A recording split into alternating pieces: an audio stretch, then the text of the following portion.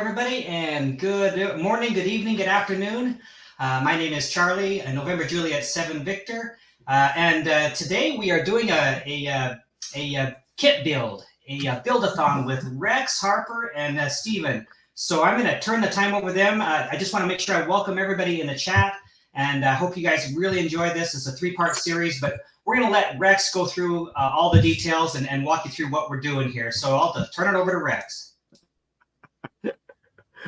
You're on. Am I on? Yeah. Still says 9 seconds on my computer. Okay. Thank you, Red. Want to call you Red or Charlie? Either way, it's good. I don't know. Huh? You can call me Red. Okay, Red. All right. Steve's behind the computer on this end. I'm sitting here on the bench, ready to talk about the venerable Tuna Tin 2.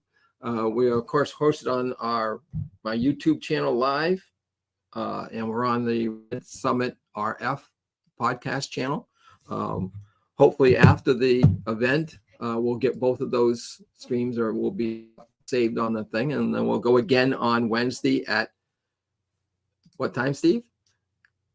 8 p.m. 8 p.m. Eastern, so that'd be 5 o'clock. 5 o'clock California time, and I don't know what time it is in Arizona. And then again next Sunday with a wrap up on the kit and seeing how getting everybody working and all that kind of stuff, and maybe some changes again on Sunday at 5 o'clock Eastern. So that's our schedule. Trying to make sure that people are not in work when we're doing this, just barely. Okay, in most cases. All right, so tonight we're going to do, it's not a lot of build. We're going to talk about the kit itself and a little bit of the history and, why. I've got an outline of things I want to talk about. And one of the things about doing it this way is a lot of times when we're inside another venue, like when we're doing QSO today, we've only got a 2 or 3 hour window to do the whole shebang. And this time, we don't get to talk much about why we're doing it, what the kit is and how it works. By breaking it off into 3 separate sections, we can sort of concentrate on different things, and we can spend as much time as we need or our viewers need to go over the details of certain aspects. So in this case, we're going to talk about the kit itself, and why and where it comes from. Why are we still building this silly little kit? And then what you can do with it. So I think that's pretty much what I've got. Is I said on my website, it shows the objectives of each of the 3 sessions, and I think I've stated what we're going to do today. And again, I want to encourage that this is an audience participation Buildathon. Session. We're looking for questions. We want people to get educated about the kit, building, any other function. If you've got a question, make sure you get it into us, and we'll address it, because we have the time to do that. We're not going to build a big thing tonight. We're not in a hurry to do anything. And we do have some building to do at the end, but it's relatively simple, and it's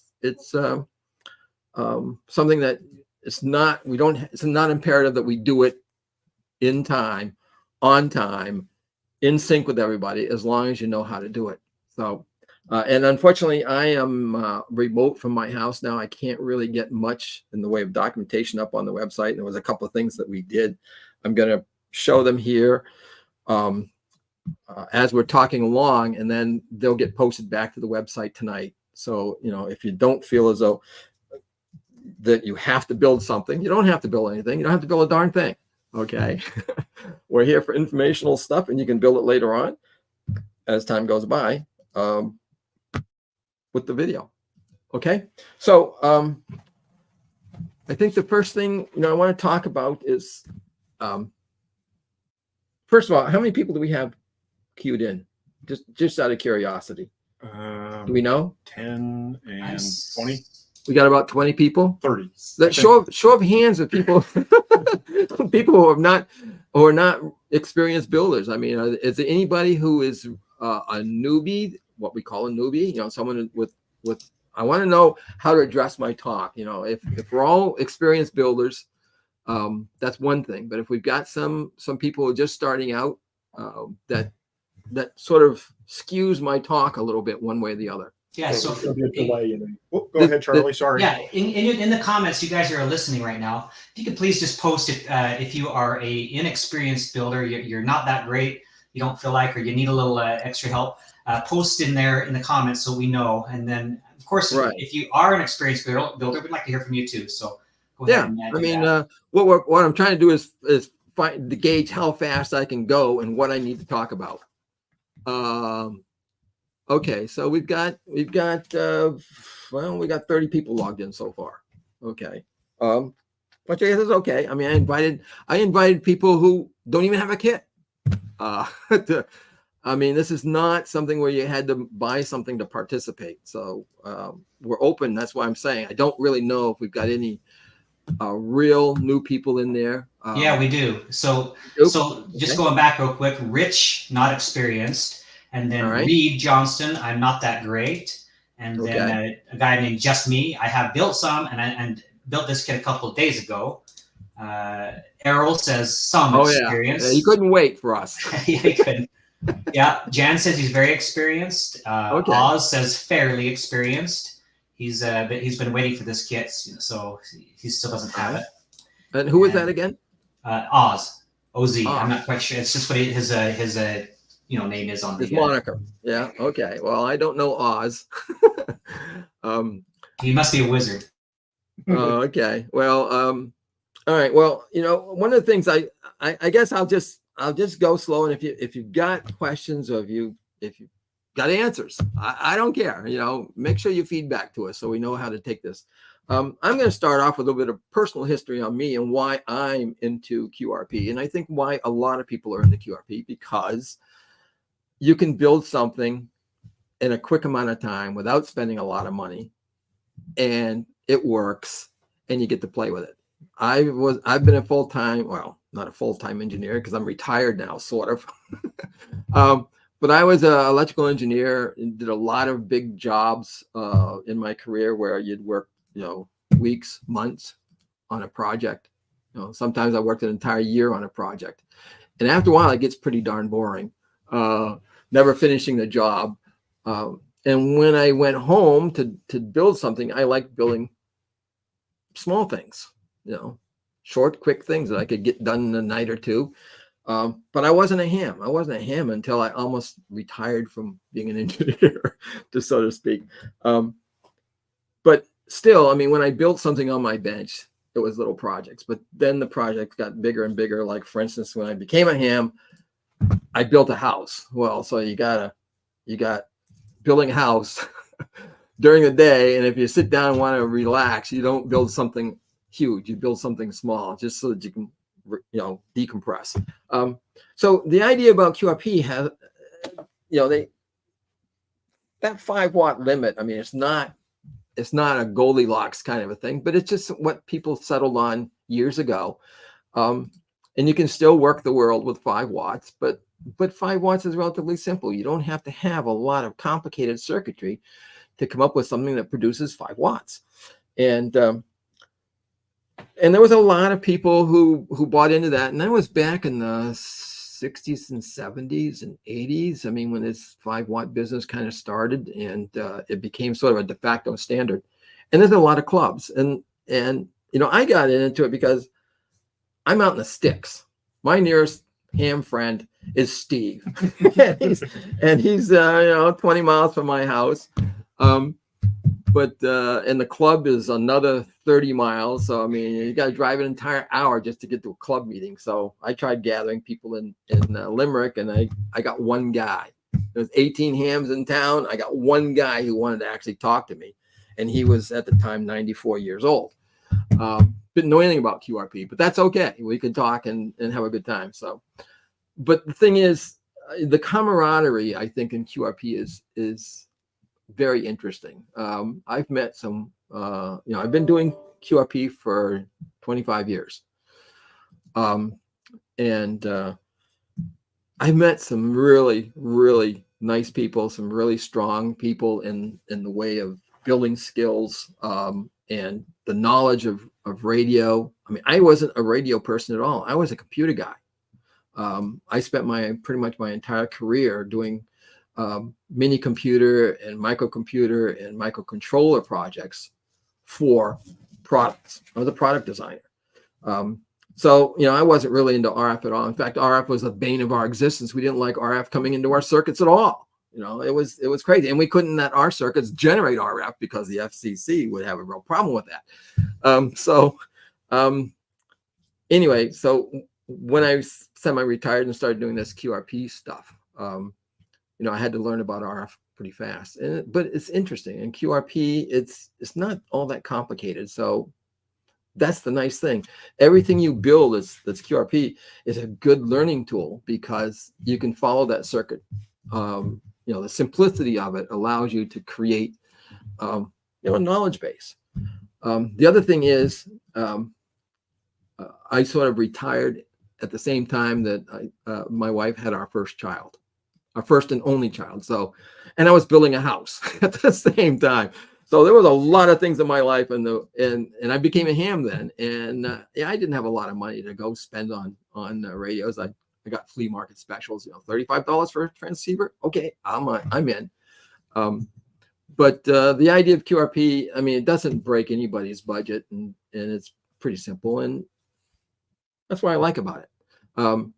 There is a part of the learning process is to be tapped into other groups and QRP people, and I tapped in through QRP ARCI, the International Amateur Radio Club.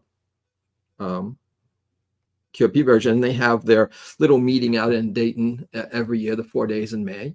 And I went to, I think I went to the very first organized one. There was one that was unorganized, and I think it was 94 or 95, I think it was. And then they organized it as a real event.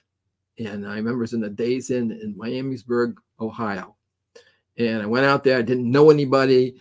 And I had one stupid little thing I had created, and I set up my little table and I sold a bunch of little boards, and it was amazing. I mean, there were some really great people from all over the world there, and I met a lot of people, and really put my foot into the water in learning this hobby. And I remember going to 4 days in May, or actually going not to 4 days in May in particular, but going to the convention, the Dayton Ham Convention. And I remember the booth where Doug DeMaw, there was two what I would call granddaddies of QRP, Doug DeMaw and Lou McCoy. And I remember going to the Doug DeMaw and buying a book, and I was like, just enamored, and I didn't know what to say. And then I didn't even think I got it autographed. I should have, because he was right there. He should have autographed it. But I mean, meeting people like that were amazing. But then the QRP aspect of it, when I started going to the QRP conventions, I mean, I met George Dobbs, who became a very good friend, and the boys from England were all amazing people, and I consider them friends for 25 years. But I've got QRP friends from all over the country. It really is amazing, and the information flow between QRP builders is just amazing. And the big thing is, if you want to create something or you want to build something, there is a ton of stuff out there. If you're a newbie, I recommend, I don't have anything I can show for it, but I recommend joining the QRP ARCI, the International QRP Club, and or foremost, the British QRP Club, the GQRP Club. That club is gauged, I think, more towards builders and operators, but builders essentially, and they, for, I don't know what is $20, I think, for membership. Go over the GQRP Club. This is the shill. I'm shilling now for the QRP ARCI. the International Club and the British QRP Club. Look for a membership. See how much it is for Americans to become a member. I think it's $20. And while you're doing that, let me just mention to you, Steve, that you can do. I don't know which way you prefer, but let me just demonstrate. You can go ahead and just share a screen like this. We can bring up the whole screen here if you want. That's up to you. Yeah. Okay. Okay. Is there a membership there? You want me to do it, or do you want? Is it the GQRP or is it the QRP? Yeah, GQRP is what we're looking for. Oh, okay. Just for the heck of it. GQRP.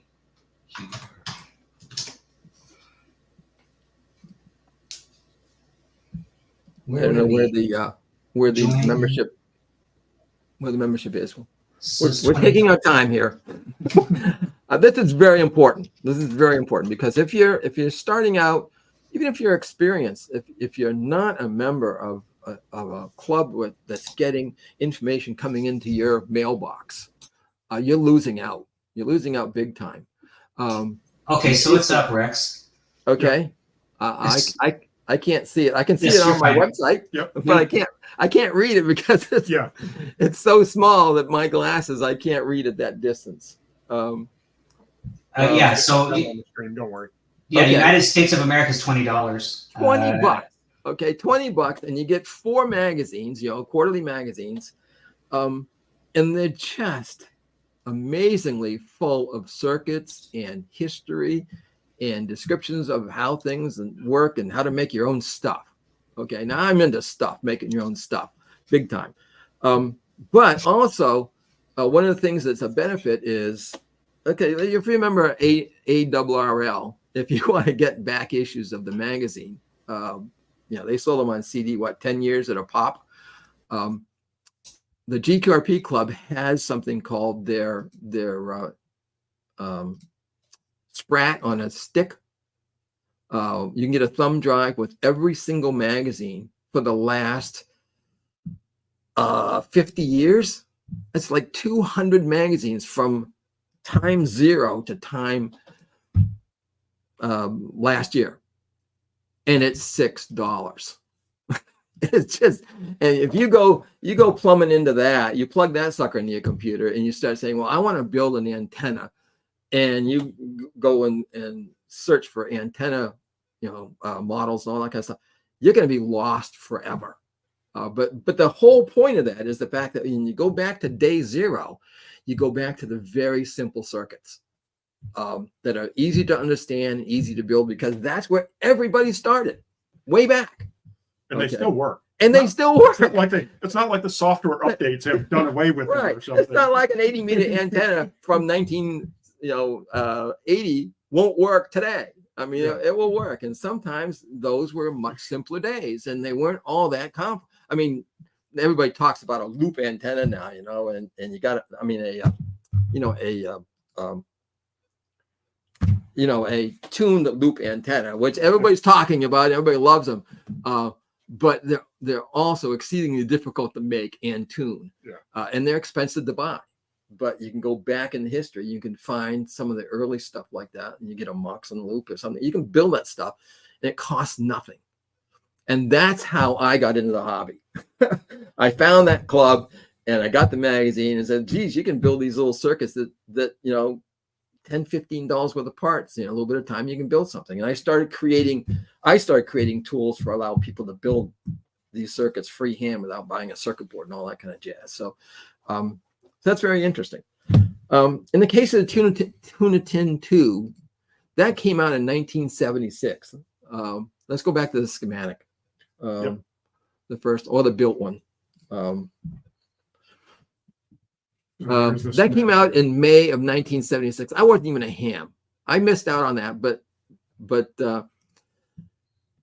I was a collector when I became a ham in 95. I started collecting magazines, and I knew QRP, so I started looking for any magazine that had QRP content in it, which was an ARRL standards wasn't that often, except for when Dr. Ma was in the lab, because he was a QRP guy, and so he had all kinds of little things in the magazine, but they don't have a QRP content in particular. there's no QRP column in QST, but there is one in CQ. There was one, there was 73 magazine had QRP content, which of course is gone now. There was Ham Radio magazine. There was, I'm trying to think of the other one. CQ magazine had a QRP column in every month. So I collected all those magazines, and one of them was the Tuna Tin 2 issue, the May 1976 issue of QST, where the Tuna Tin 2 was the cover article. And I saw it and I said, this is great, you know. But and I actually have a Tuna Tin 2 that was built in 1976, not by me, but by somebody else.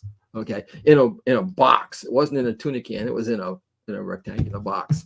It's still on my shelf of stuff that's very interesting.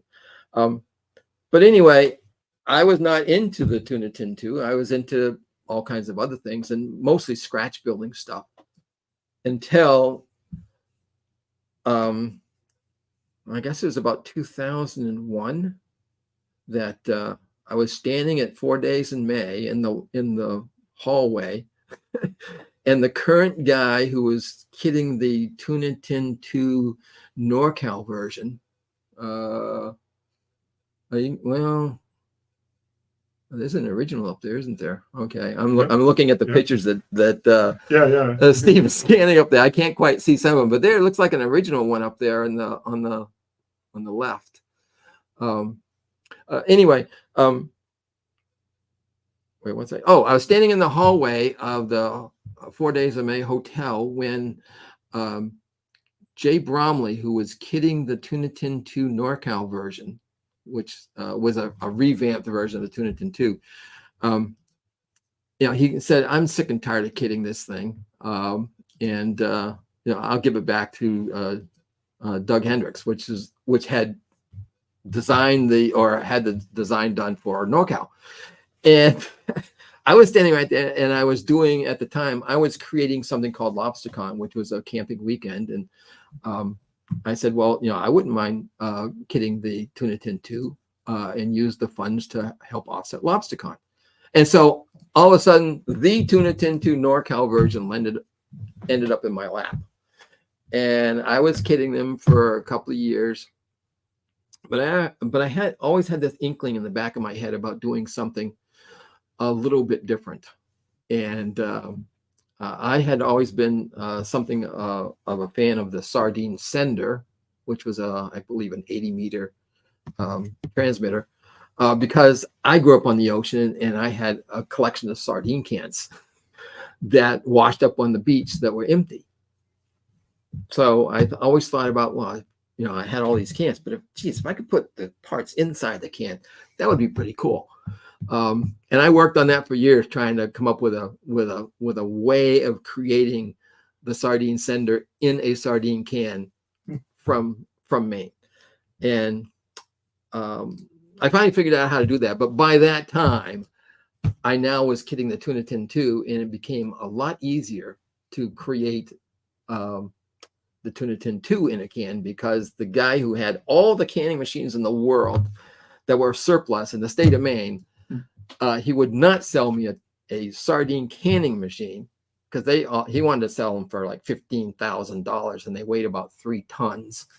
But he did have a spare round canning machine, and he would sell me that one for only $2,500, and it only weighed half a ton. so I bought that and became I started kitting the Tuna Tin 2 inside a tuna fish can, which was very interesting, and people thought it was hilarious. And I sold a lot of them over the years, and I still sell them. So I started off with the Tuna Tin 2, and then I started creating my goal at the time was to design an entire station that fits inside tuna fish cans. And if you go to my website, you'll see I got lots of tuna fish can kits. I have other kits, but I have tuna can kits because I just kind of like the idea. So anyway, that's how I got into it, and I still love them, and I still think they're kind of cool. And the 40th anniversary, I designed, obviously, in 2016 for the 40th anniversary of the May 76 article. Previously, I had a 35th anniversary version I did earlier before that, but this particular one I want to talk about is that if you look at the construction up above, okay, in the picture on the thing, now flash to the layout of the board, which was there's the layout of the board, and okay, so there's how the parts are all laid out. Now go to the schematic. And it might be kind of hard to tell from this, but if you look at the schematic and the flow of the parts and where the parts are placed, and then flip quickly to the layout, okay, the parts and the flow and the layout and the schematic coincide with each other. It's laid out exactly the way the schematic is laid out. I mean, yeah, the antenna and the receiver things are at an angle, but if you look at the overall flow, so for a beginner to work through the circuit, Power's here. yeah, but you look, it goes down, So it goes the across key, to the key, yeah. then it goes down to the oscillator and the crystal. So you can take the schematic and look at the built circuit, and you go one for one. You can check all the parts, and you can actually debug the circuit by going through the whole thing. Just the way it looks on the board is exactly the way it looks on the schematic. So it's pretty easy to debug and figure out what's going on, which is why I chose it for this kind of a Buildathon. So be that as it may, let's go to the schematic. Hang on a second. That's kind of the history of why in the heck it's any questions, any comments? Have I bored anybody to tears yet? Yeah, so go ahead and leave in the chat your comments. Yeah. There were a few other comments as you were talking that came up. Okay. But they're nothing that, I mean, too, All right. just me says QRP is all I do these days, QRP/CW. And then Davey KU9L says it was a great kit for the first timers, and this old timer threw it together in less than 4 hours, taking my time, worked first try, 300 milliwatts output. Who was that anyway? His name, it's KU9L, so his name's Davey. Oh, David Knapp, I think. KU9L. Possibly. Is that David Knapp? No. Again, okay. Yep, All right. we've got the schematic up. Okay, we got the schematic up. So pardon me while I get my copy of the schematic, so I don't have to keep looking at that screen far, far away. Okay. So I got my copy of the schematic, and so let's talk about the parts and why they're there and what they do. Okay, because that's part of the education about this whole circuit and how you can make it different, do something a little bit different. So in the case of the original Tuna Tin 2, it's sort of, I mean, this 40th anniversary it's in honor of the original kit, and I tried not to do a lot of changes to it. And one of them is that the original Tuna Tin 2 used RCA connectors as jacks. Okay, and I've done that ever since. The original Tuna Tin 2, when I started kitting the revamped, or what they call the Back to the Future version, which is the NorCal version, also had bulkhead RCA jacks. And I distinctly remember that when you built the kit, you could probably build the board in an hour or two. But then when you went to put it in on the tuna fish can, it would take you about 4 or 5 hours to get that done. It was absolutely crazy. Even for an experienced builder, I used to swear at the connectors, mounting these bulkhead connectors down inside the tuna fish can and then wiring to them and wiring the interconnect to them. It was just awful. And so when I made the anniversary versions, when I made my versions, I moved the bulkhead connectors up to the circuit board so that you solder them to the circuit board and you don't have to do any wiring. And so, yeah, you can see all those parts on that board are all sitting on top. They're all connected to the board. So The only wiring you got to do is bring some power in and then, hook up an antenna and the receiver and the key. Very, very simple. And it made making the kit and getting it to work a breeze. Now you see there's a hole right in the center of the board. And when you go out and buy any small, I think it's 4, 5, or 6 ounce food, cat food.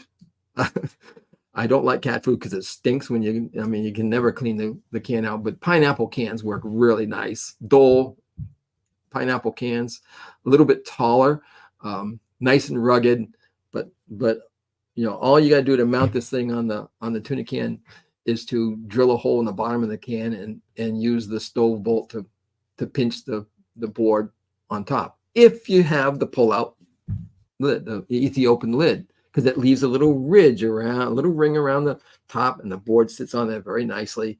Put the stove bolt in, and you're done. So mounting it in a can takes about 2 minutes, as opposed to 6 hours from before. Okay, so let's talk about, sometimes a lot of people don't like RCA for power jacks, power connections, because you have a tendency you can actually, make a poor connection, or you can, you got that center prong from the RCA sticking out with 12 on it. You can, you short it out pretty easy. So yeah. So that's one thing, you make your connections with the power off. But you can see that on this one, I have an alternate power. You can actually, you can see, yeah, there's on the built one, there's a 2-pin. Hey, look at that. That wasn't there before. Yeah, you can just bring in a wire and screw it down. So Will it work with 9 volts? It will work on 9 volts. Of course, it won't put out that much power, put out a little bit less power, but it will work at 9 volts. So that comes in, and the next thing is that didn't exist on a Tuna Tin on the schematic, if you look up, is a D1 4N5818 diode. And that diode is there so that you can't hook up the power backwards. And a lot of times people would, hook their wires up, if they got their cheap Chinese cables or something, and they're reverse oriented. And I bought 500 9-volt battery snaps off of eBay. And guess what? Red was minus, black was plus. But if you put them on one of these things, it just wouldn't work, because that diode would protect it from putting reverse polarity to the rest of the circuit. So that's very important. Now, if you want the maximum amount of RF out of this thing, you can bypass that diode and pick up another 3/4 of a volt of RF power. So anyway, that's what, when you see the diode sitting there and it's a 5818, that's a low voltage drop Schottky diode. So there's a half a volt drop across it, but it protects your rest of the circuit from hooking something up backwards. So we come down now to these jumper as needed. Okay. The thing about Tuna Tin 2 is if you're using it with a key that you already have, you might have a mono key, you might have a stereo key. If you want to prefer using let's say a stereo key, because it is a stereo jack there. Okay, so it's got both left and right audio circuits coming in from your stereo. If you want a particular one, tip or ring, to be your because your key might be wired differently, but if you want to you want to transmit with a straight key using your dot or your dash paddle, you can select either one of those with the tip or the ring jumper. If you don't care, you can put both of them on there, and either way will work. So your lever will actually work both ways, doing dots and dashes. It won't be it won't be a dot and won't be a dash. It'll just be a connection. So that's just a way of being to configure the stereo jack to be either specific to one side or not. So now that comes in, and you can see across the top of this schematic. Yeah, get rid of that whole diode there. Yeah, okay. You see right there is keyed 12 volts. Big as you please. There it is written. So in other words, the kit only gets power when the key is closed and allows power to come in from the jack. So when power is off, you have no oscillation, nothing happens. When the power comes on, then the whole top of this circuit gets lit up with 12 volts or 9 volts or whatever you're keying in from the power jack, and now this thing becomes active. One of the things about the keyed power rigs, these simple little rigs, is they do have a tendency to chirp because the power's coming up as you've got this thing keyed. So a lot of times there is a little chirpy action to it, a little warble, but it's no big deal. We put up with that because it's simple and it's cheap. So coming around the top, you see the first thing you see is C2 as a 0.1 microfarad capacitor. That 0.1, if you go to your impedance calculations, a 0.1 microfarad capacitor at 7 megahertz, which is 40 meters. I'm going to look at my little thing right here just to make sure I know exactly what I'm saying. A 0.1 at 40 meters is equivalent to about 0.22 ohms. Okay, now that's 0.22 ohms at 7 megahertz. It's how many ohms at DC? It's infinite. Okay, so in other words, DC doesn't go down through there, but any RF that's sitting on that line sees a short circuit to ground. So that means that helps kill all the RF that sits on 12 volts, which is coming in from the back end of the circuit. Okay, so, and that's down here at the oscillator in the final, there might be some noise there and it might jump onto that 12 volt line, but if it does, there's C2 shorting it down. There's another one at C8. I just saw C8. C8 right there, There's right? C8. Yeah, just to the left of the inductor. Yep. Both of those guys are shorting RF to ground on either end of that line. There's a question in the chat. C8 and C2. Okay. Both of those capacitors are 0.22 ohms to ground at 7 megahertz. So both ends of that line are being shorted to ground for any RF that's up on that 12 volt line. So it is basically pure DC, or relatively pure DC. Okay. So that's what happens there. And so let's take a look. I'm trying to go through the circuit here. So I'm going to. So Rex, there's a question in chat about that. Question. Go ahead, Charlie. No, yeah, you can go ahead, Steve. Would a different value cap help the chirp? Well, I mean, the bigger the cap, that is a hard question. It might help the chirp somewhat, but I think anything that happens there, the RF, it's more difficult question than we can go into. Well, maybe. There is a way. What you really want is you want the power to come up exponentially. Okay, but that means you got to have a much bigger cap. Okay, to get that RC time constant to come up, and the problem with that is that it would really cut down on how this circuit operates, but I don't think that's the real problem. The real problem is that as the power is coming up, and these two caps have got to charge up. Okay, as that thing is coming up, this thing starts oscillating at a low voltage as it comes up. As the voltage rises, it is oscillating, and I think the real problem is that rising voltage does have a tendency to change the operating frequency of the crystal. So that's why the crystal comes up and it's operating at different frequencies. So it takes up a wider spectrum. Okay. So just changing that particular those capacitors, I think probably even might affect it poorly. I don't think changing that crystal. Now, again, I'm a computer guy. Okay. But I happen to know that the whole idea about turning an oscillator on and off is primarily the rise and fall of that on-off cycle, and the oscillator operating has a tendency to make it operate through more frequencies than not. Okay, so, and that's what takes up the spectrum on the thing that where you hear that chirpy action, because it, the change of the frequency is going up. So as you whoop, you hear that.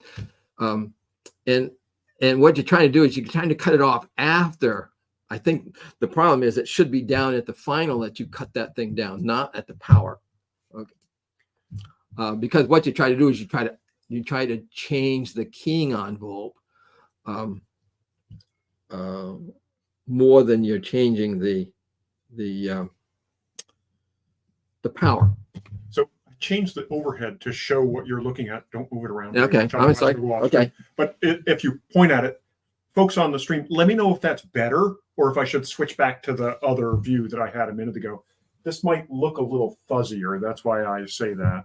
Okay. But it might help because you're pointing at it rather than me trying to interpret the pointing. All right. So we talked about C2 and C8. What they're doing there is they're shunting RF to ground. Over here, R2 and R1, what are they doing?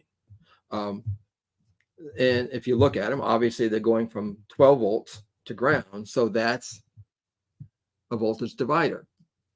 And now those are resistors, which have no real inductance on frequency base. So this is frequency independent. So this, and you look at R1 is 4.7, you look at R2 is 47. So it's a 10 to 1. So that means that as a voltage divider, R1, the voltage on the top right here that goes into the base of the transistor, is 1/11 of 12 volts, which is basically 1 volt. Okay. And if you look over here at the little number by the base of the transistor, you see 1.0. That's the DC bias of that transistor. And you look underneath it, there's another number in parentheses. That's the RF value. Okay, we won't talk about that right now. but that biases that transistor at roughly 1 volt. And if you go down and you look at the emitter of this thing, a base emitter junction is about 0.7 of a volt, which means that down here at the emitter is about 0.36 volts. Okay, you can see that, which means that over here there's a certain amount of current going through this 220 ohm resistor, and the idea is you're trying to adjust that resistance value so you're not pulling a ton of current through the transistor. You don't want to blow the transistor up. You want it to operate very nicely at a very comfortable point. And you see C3 is another 0.1 right next to it. So that means that RF wise is a 0.22 ohms shorting the emitter to ground. So no RF voltage can really happen at the emitter. It's shunted. It's like a short circuit. So that means that if you look at the collector, it's got this circuit going up to the switch 12 volts, and you got the inductor L1, which is a piece of wire in a coil. DC comes through it, correct? Okay. So it's got a very low DC value hooked up to 100 ohms. So now that circuit right there is almost a direct feed into the collector. So there's where the 11.6 is. And you got a crystal going from the collector to the base. That's the feedback that takes part of that signal from the collector, the RF that's there, and runs it out of phase. The crystal is a phase element that changes the phase, so it brings it back to the base input of the collector, the transistor, and so it gets amplified again. So what happens is that whole thing becomes an in-phase feedback. So that's what causes this transistor to oscillate.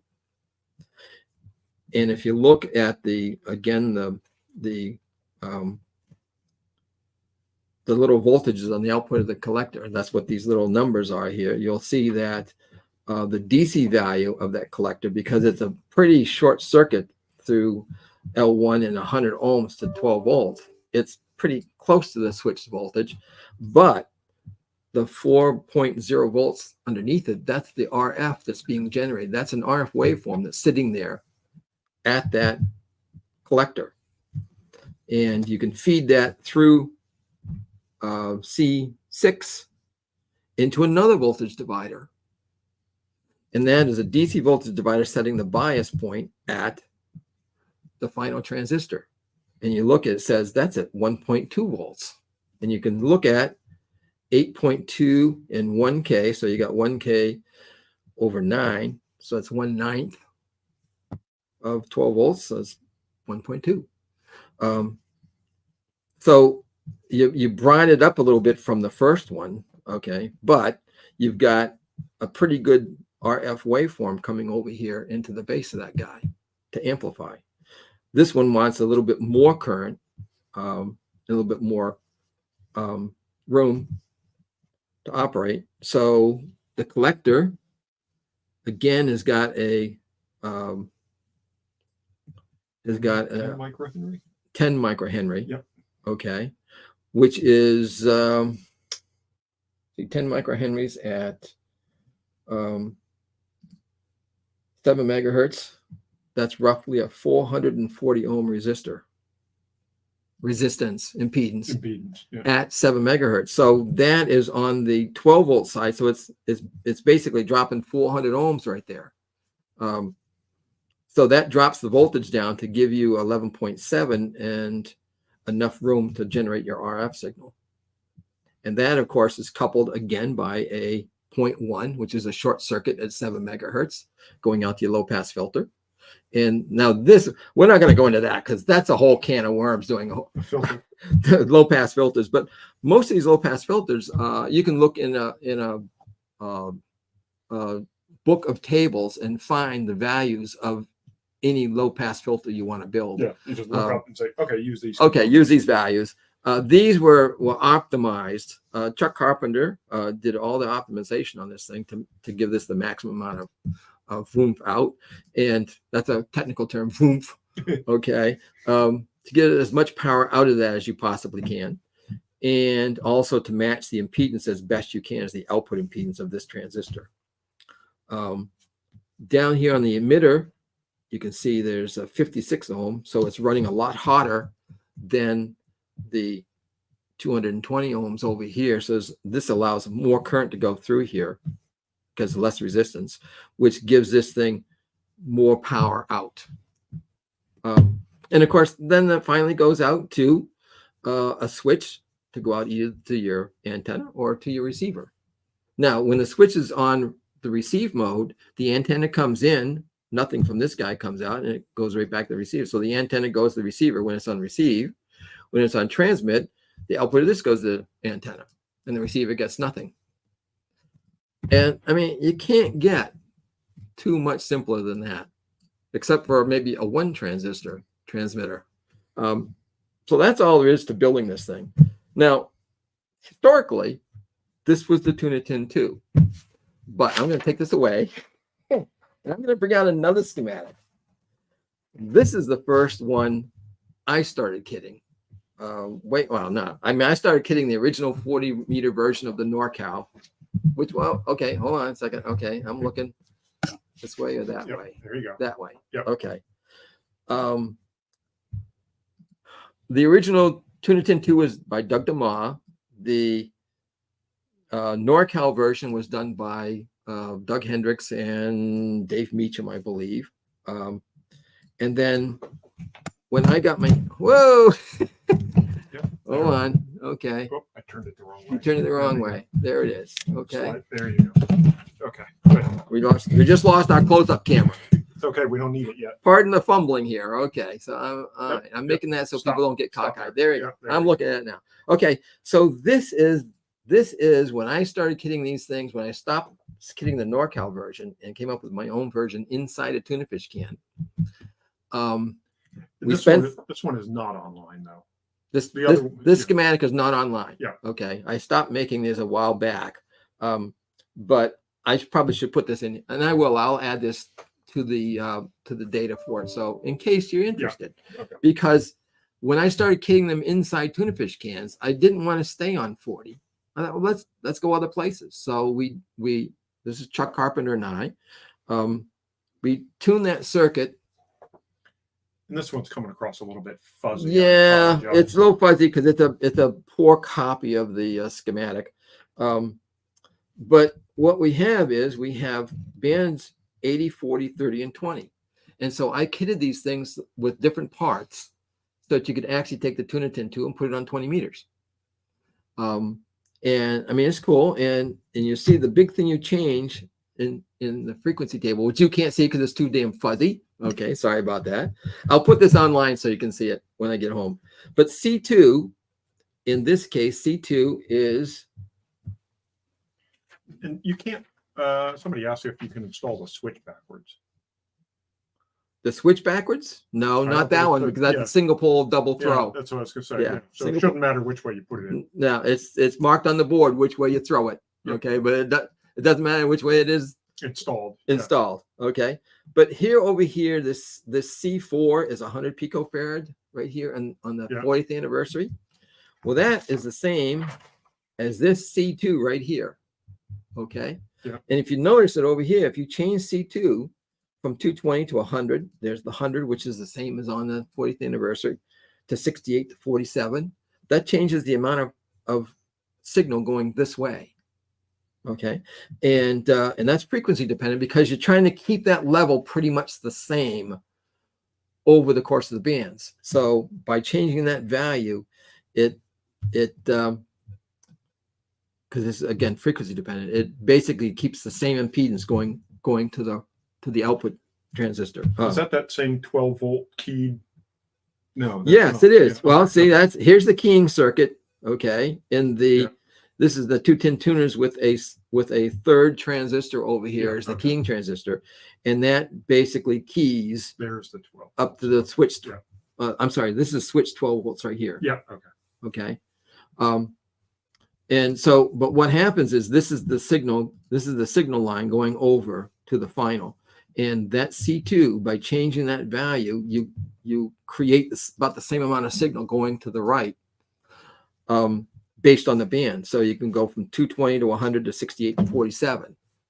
And now that changes the value going to the left. And all you got to do is change the low pass filter in the crystal.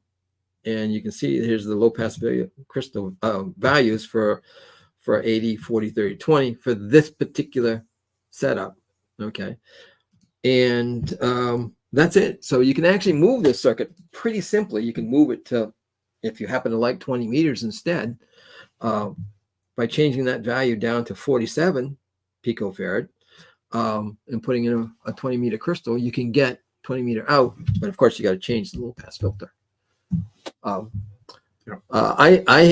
kitted these inside cans, and of course now each set of components is different for the different bands, and I had cans up on my shelf for 80, 40, 30, 20. I never sold 80s, and I hardly ever sold 30s and maybe some 20s, and I always ended up with a lot of cans up there that were not selling. So I just stopped doing the other versions, and I made it an 80 version only for the Tuna Tin 2. And then I created the Super Tuna, which has more power, more output, and has band modules. Yep. So I started going to band modules. So we'll get out of that. Okay. So we're going to move on to our next phase, or what? Okay. So I mean, I think we beat that circuit into the ground, but just to show you that I calculated some values of 0.1 microfarad. This is at 40 meters now at 7 megahertz. Okay, a 0.1 microfarad cap has 0.22 ohms of RF impedance. Okay. Oh, do you want me to show that? Well, you could. Okay. Hang on a second. Let me stop that. Let me bring that up. That was the that was what did you call that one? That was RF calcs. Frequency. Frequency calcs. Frequency. Yeah, the frequency component stuff. Okay. Yeah, we'll bring that one right up so you can actually see it. Yep. in all its glory. There. Okay, so so looking at that, you can see at 40 meters, a 0.1 microfarad has about 0.22 ohms of RF impedance. 100 picofarad has 227 ohms. Yeah. Okay. Yeah. Down there in the low. Okay, and a 220. These are the parts on the Tuna Tin 2 40th anniversary that change impedance with frequency that you see in the circuit. So you got the 0.1s, which are RF shorting, the 0.22 ohm shorts to ground. You got the 100 picofarad over at the output of the oscillator. That's roughly 227 ohms. And then you got a 220 that passes from the oscillator to the final. That's about 100 ohms. You got a 10 microhenry inductor, which is about 440 ohms, and a 22, which is 968. So if you look at taking these values, you can actually plunk them into the RF section, and you can look at what the RF voltage dividers are, and that tells you how the signal is being shaped or split to go from one stage to the next. That's what they do. They basically, and you can scale this kit by scaling those values. Anyway, and I won't go into that whole thing, but we beat that one to the death. Now, any other questions about that? I hope not. Well, let's just it takes a minute for people to catch up on chat. Yeah, well, that's what we're in a pausing session before we go to the next. Yeah, so if there's any other questions for Rex, go ahead and pop those in chat. We'll make sure we get them. Yes. Okay, we're gonna get. I might as well right now. Also, we got a little donation from Richie's Radio Room for $3, which is very nice of him to just donate that money. So I'll send it onto you, Rex. Okay, I won't be sitting at the edge of my seat waiting for it, but that's okay. I'm fine. Okay. All right. So, I mean, I think the whole important part of that whole talk was the fact that is the 40th anniversary.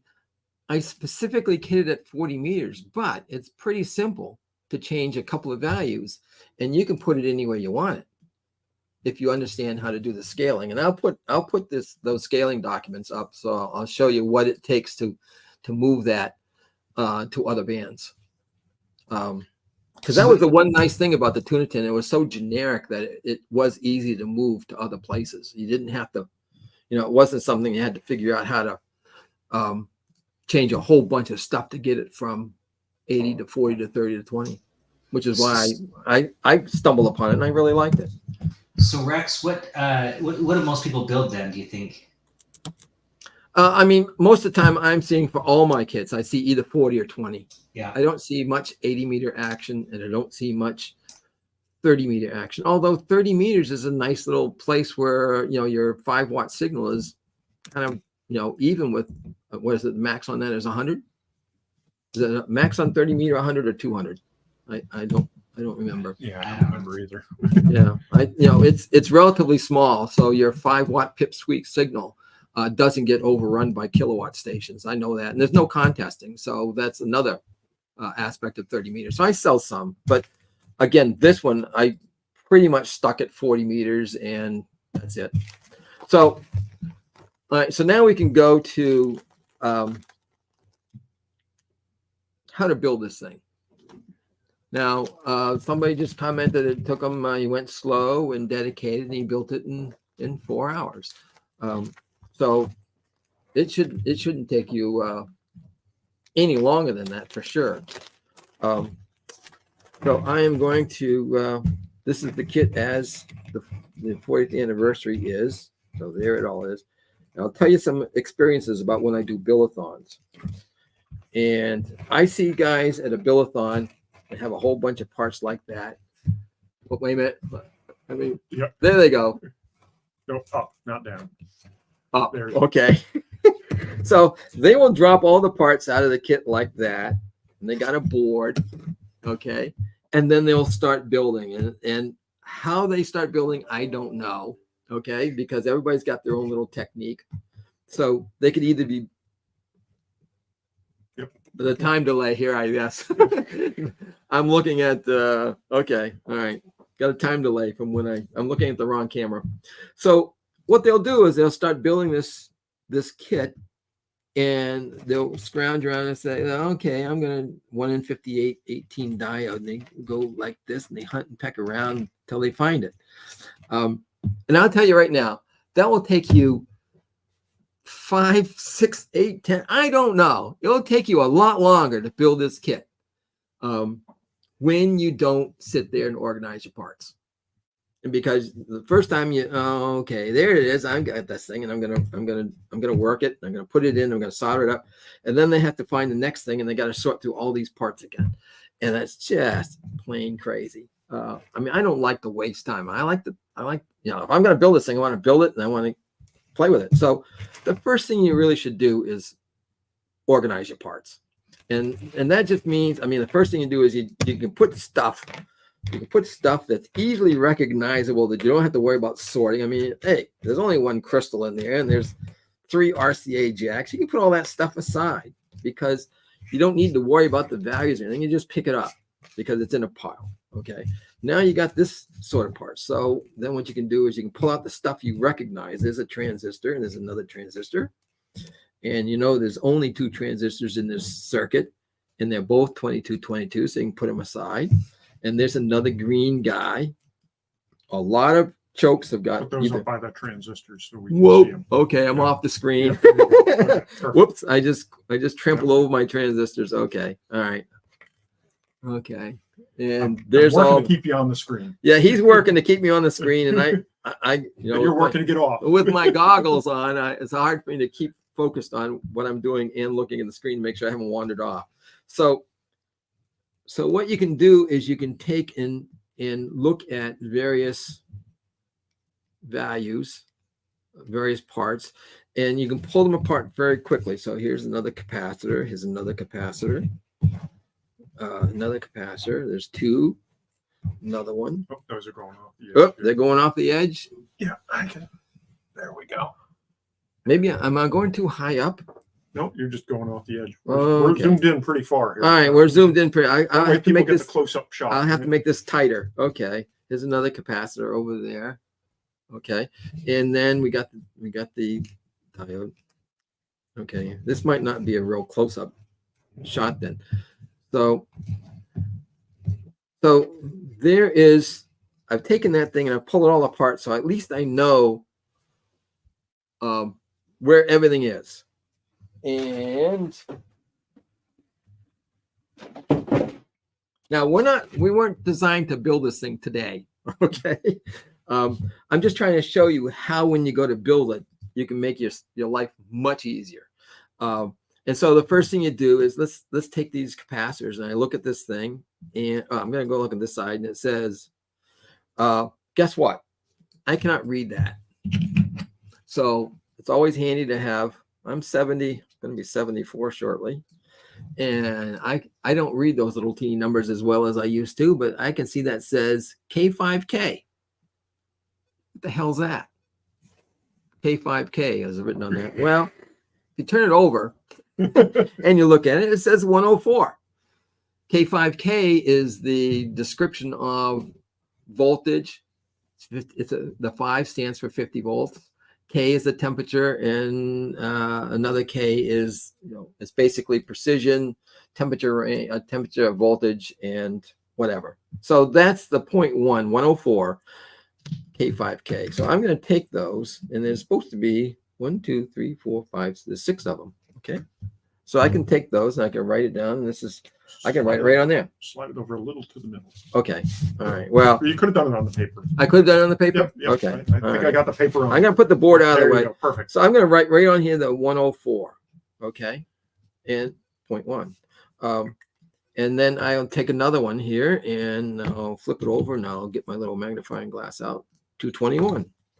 So this is actually 221. So that's a 220 picofarad capacitor. Okay. And I'll just go through these capacitors. There's a,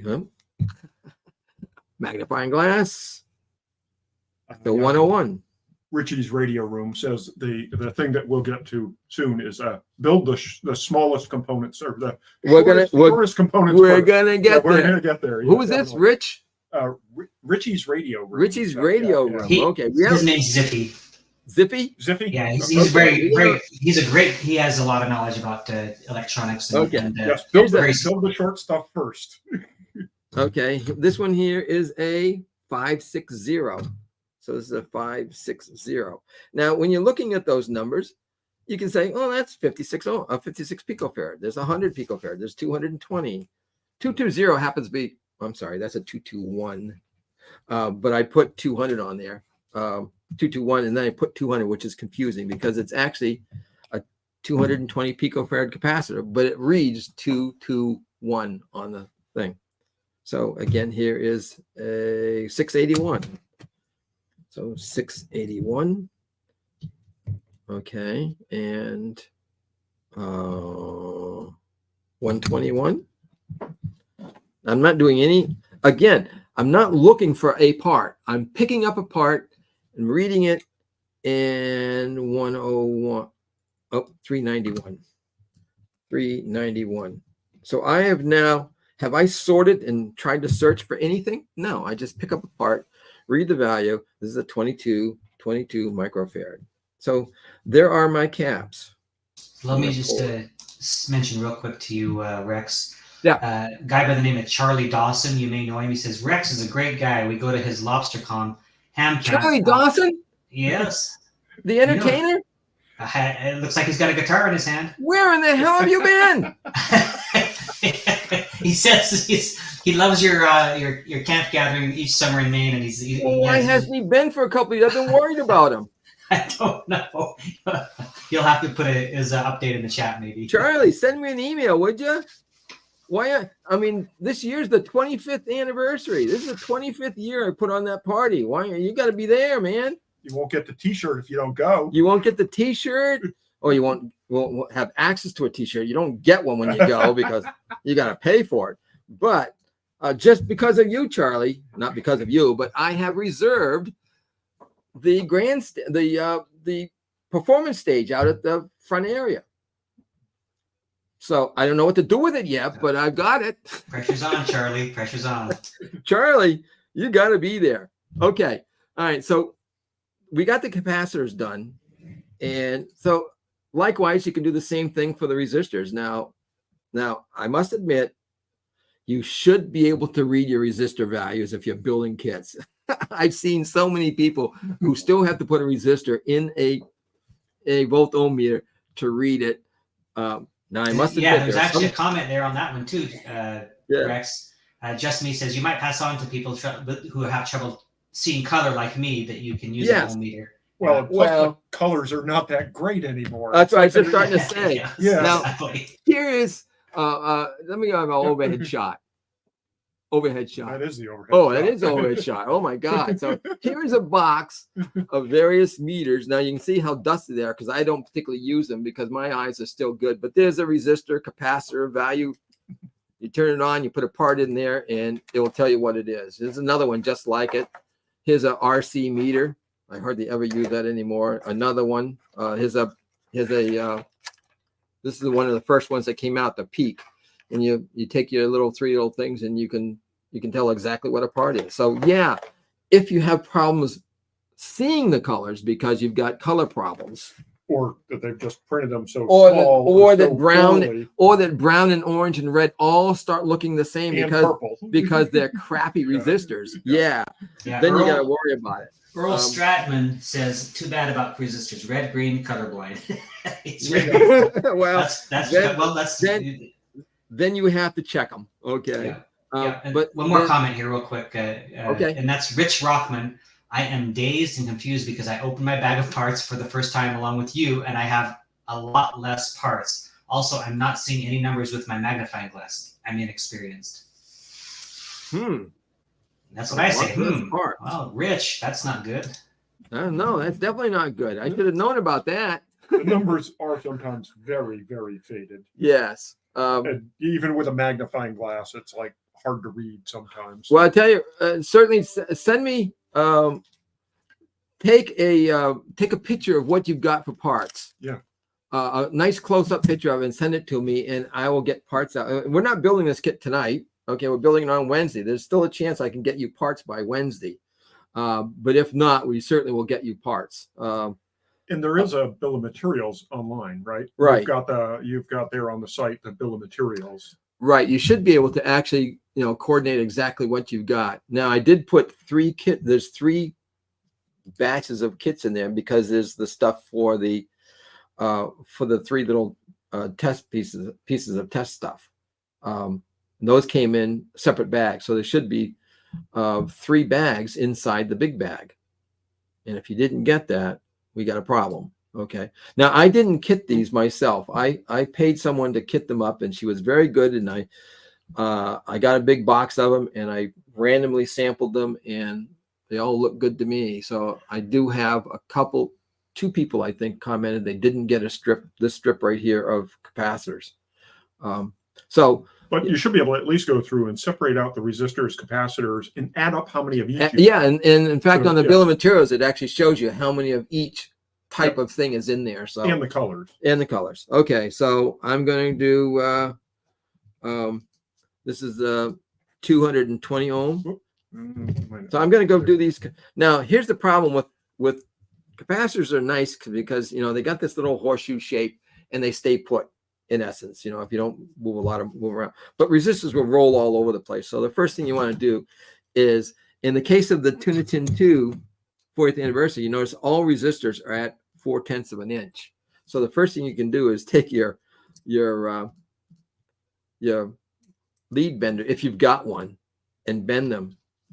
And now that thing will not roll all over the place. So I'm gonna bend them all. And you notice that by doing everything you're doing in a group mode, it just goes faster. So I'm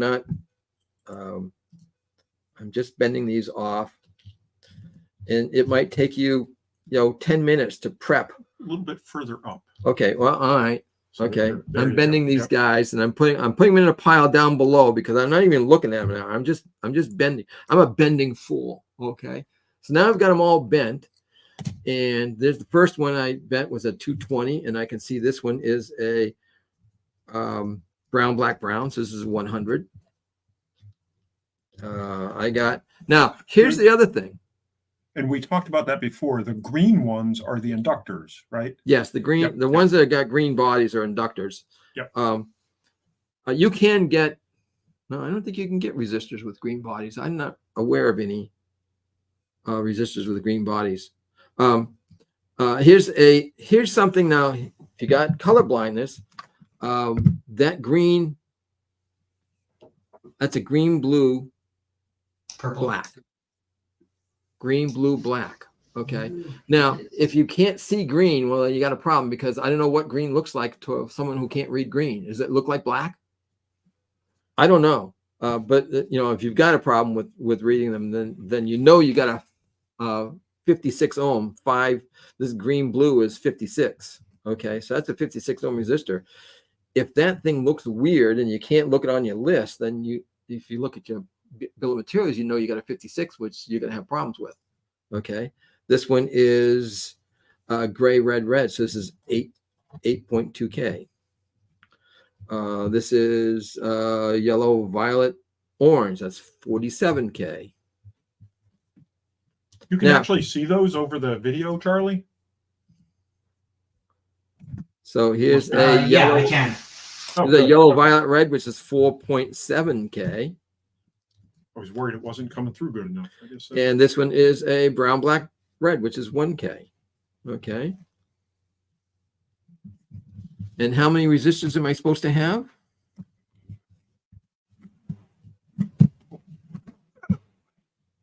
Okay, we're having an orientation problem. Okay. I don't know where to put it. Okay, here we go. Here's the overhead shot. Here's the overhead shot. So I got all my capacitors and all my resistors. I could probably do the inductors too. I'll put them down here somewhere. Let's see. Yeah, I got room. Those are the green So this ones. is the 5711. No, I'm sorry, 5818. Let's see what that looks like. Earl Straddleman Okay. asks, is there a shape distinction between resistors and inductors? Not If much. you look at the inductor, a choke. Okay, let's see. Get this Yep. close up. You're moving. You keep Well, moving it if off. you get There out of the way, I can Yep. see. No, stop moving it. Nope, Okay. Yep. I'm looking at the screen, but I can't see it through your shoulder. Yep. Okay. So if you look at this thing here, it looks like the body of a wasp. See Yep. how it has a big hourglass figure? That's what a choke looks like. Pop a resistor up there in the same Okay. spot. Here's the same spot. The resistor is pretty much as smooth all the way through because it's a composition that's made much different. Where the choke is a bunch of wire with two end caps on it. The wire is skinny, so you get this hourglass figure. Okay, and it's typically a green body, or sometimes you can find a blue body or a brown body, depending. I don't think I actually called out what the color is because it depends on what I got in my inventory. But they will read slightly different because there's not typically, here's a brown, black, gold. Okay. And so that basically is a 1 microhenry, brown, black, gold. Here is somebody has a more modern mnemonic. Big boys race our young girls, but Violet generally wins. Oh, well, that's much better than what I learned. Much better than what I learned too. Yes. Okay. Big boys race our young girls, but Violet generally wins. Thank you, Richie Rich. I'm going to have to remember that. I guess they're running around in race cars, huh? Yeah. Okay. That one is much better than what I learned. All right. So here's a red, black, which happens to be a 22 microhenry.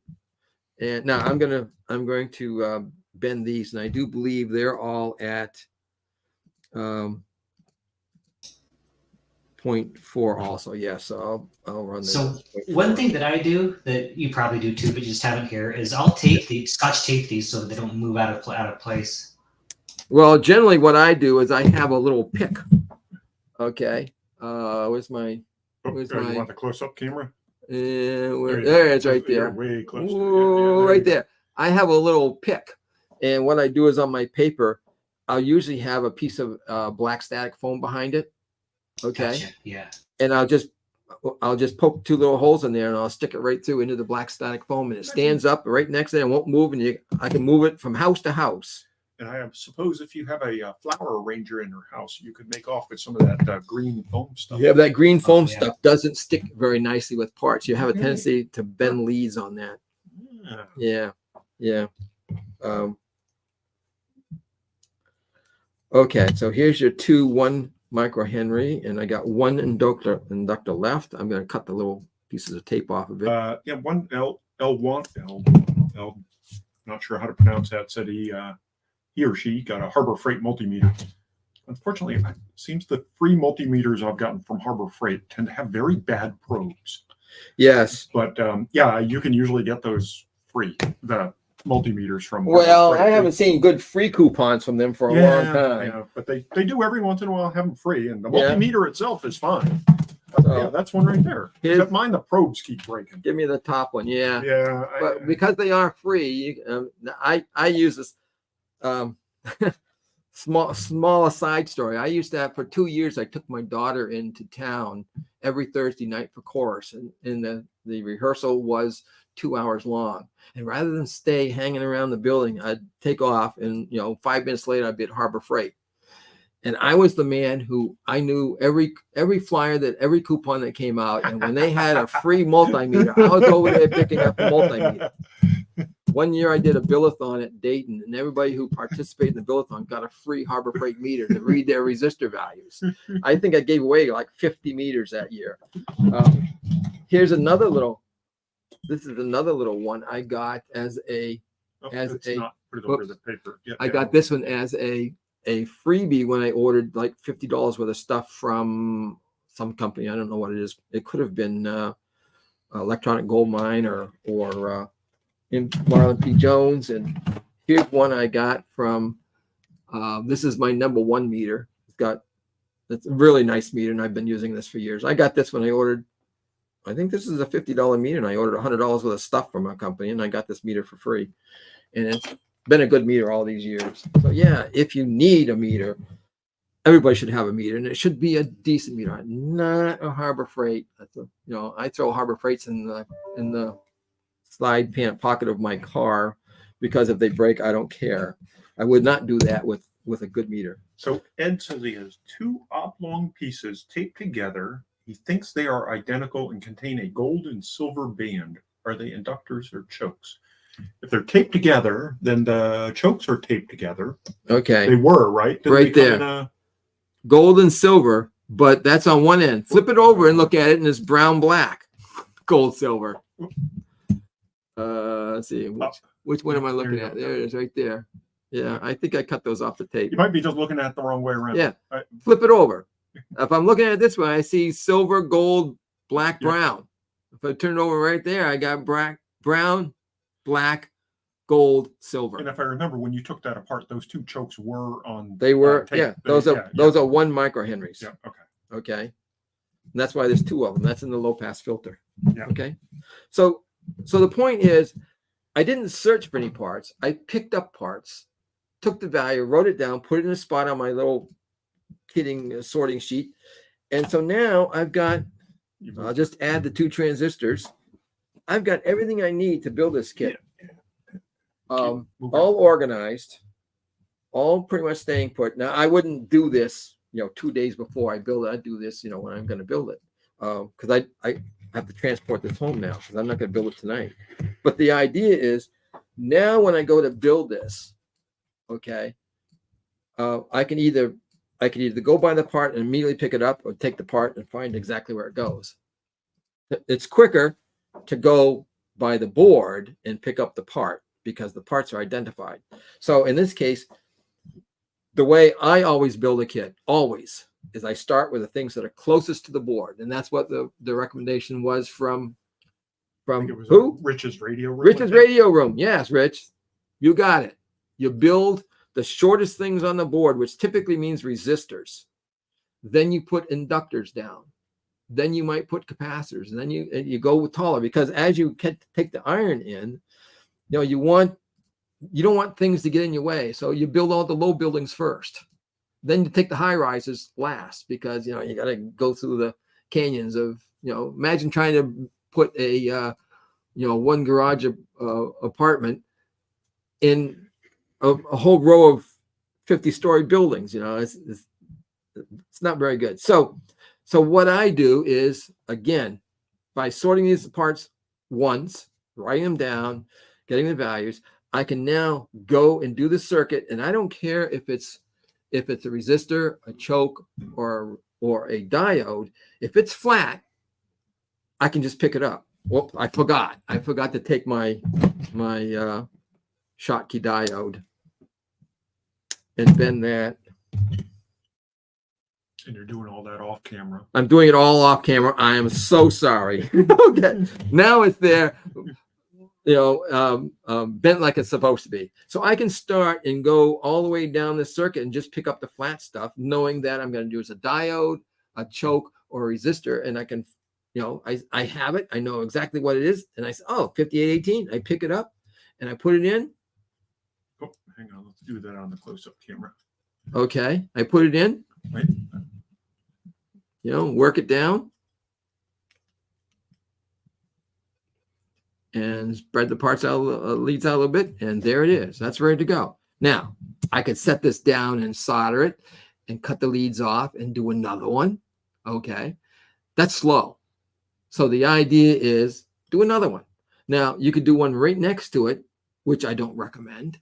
Okay, you can pick one that's further away. I'll do the 47K. So I know exactly where the 47K is. There it is right there. I can put the 47K in. Okay. Bend it over, flip the leads. Okay. Then I can do the next one. Go further away. Go to the 100 ohm. And we're going to do that on Wednesday. We're going to do that on Wednesday. So okay. Too far ahead here. Okay. But what I'm showing you is the fact that by taking parts, you go on the board and you see what the part is. You know exactly where it is on your kitting sorting sheet. And you pick parts that are far enough away that when you go to solder, they're not in the way of each other. Okay. And that way you can put 5 or 6 parts down and solder them up, clip them off, and you're working 5 times faster. Now, it's not speed, it's just efficient. Okay, it's efficient that you're not doing one part at a time, but you're still being accurate and know exactly what parts are going where. Okay, so I'll take them apart.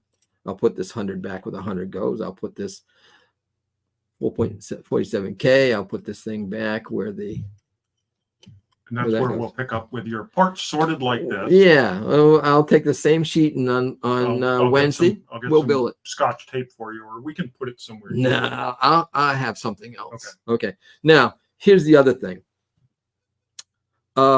If it's a tuna can kit that you're building, one of your homework assignments was to find a tuna can to put it on. Okay. Now, show of hands, how many people bought a tuna fish can for tonight? Don't really need one. I have chicken breast. Okay, chicken breast. I have lots of Dole pineapple because that's my daughter's a vegetarian. That's the one thing I count on her eating is pineapple. She loves pineapple. So I got lots of pineapple cans in my larder. So, but the idea is when you put the part on here, okay, let's go back to a 200 and let's go back to, just for the hell of it, 100 ohms. Let's try to get you on. Okay. I'm going to put my 100 ohms. Now, here's one thing about a tuna can kit is the fact that I sell these nice little gizmos. These are, whoops, hold on a second. Jan says, be aware by prepping the RCA connector pin. She says, they say this, might be a him, sorry. They say the central one is too thick for the hole in the PCB. Let me tune with the side cutter. So yes, could be. Yeah, I can see that's a little bit on the small side. They're supposed to be the same size. Okay, that's a change. That's a change from the old connectors to the new ones. That's anyway, continue on. Okay, so I sell these little circuit board holders, and what I can do is I can just take 3 of these guys and crank them on the board anywhere. I'm going to do a 120 degrees out of phase, so it's like a tripod. So when I put the parts on, when I set this board down to solder, it's up off the board, yet not too up off the table, not too high, and I can get in there, and I basically I'm holding my palms on the table when I'm soldering. Okay, we there? But here's the other thing. Because this is a tuna can kit, the tuna can makes a very nice holder. So I'll take those off.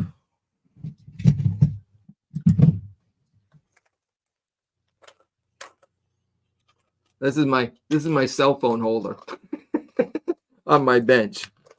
I just took a board and I made a racking leaning thing so I could put my cell phone in and hold it. It's also a coin bank, but it's a tuna fish can, so I can put that down.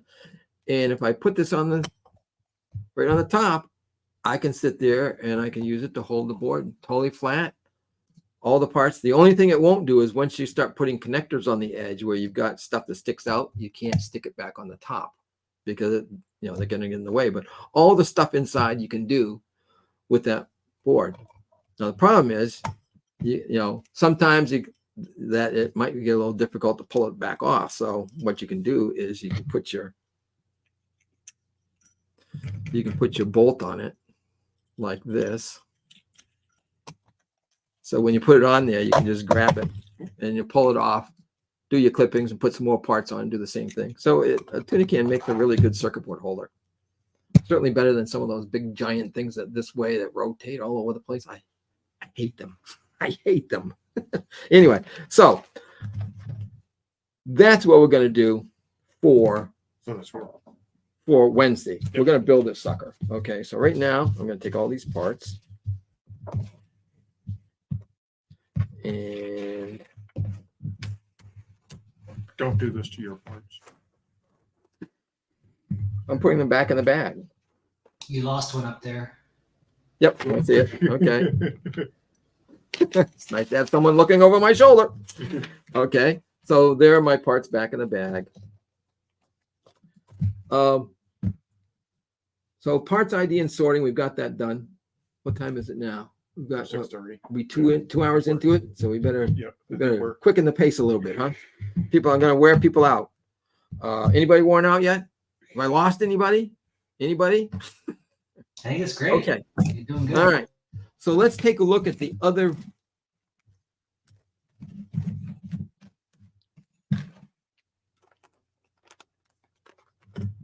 I think I've already pulled them out of here. Damn it. Yeah, just me again. Just me. What is your name, by the way? Put that in the chat. Unless you want to continue to be called just me. But he says, yeah, he clipped his for the so they'd fit. And he must be talking about the. And if you're missing a part, just send Rex an email. Yes. I'll get some out tomorrow morning. I'll mail parts out to anybody who's got them. Whether or not they get there, I don't know. If they're close enough, that's okay. Apparently.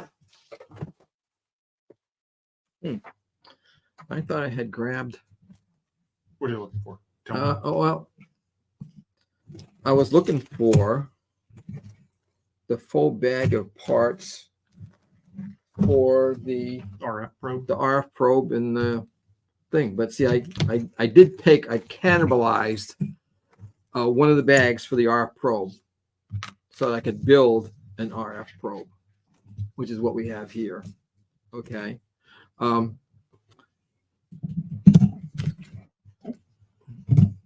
Okay, so now hopefully everybody's got this is a me squares board.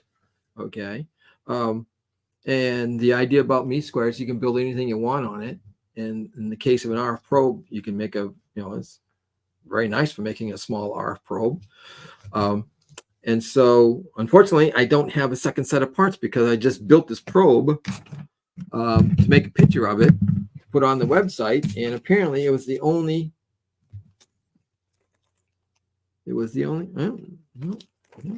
hold on a second. There's the capacitor. There's the probe. So that capacitor looks quite a bit different. Can you slow down lower the probe down a little bit? Yeah. Okay. That right there is getting out my little magnifier, and you look on it, and it says.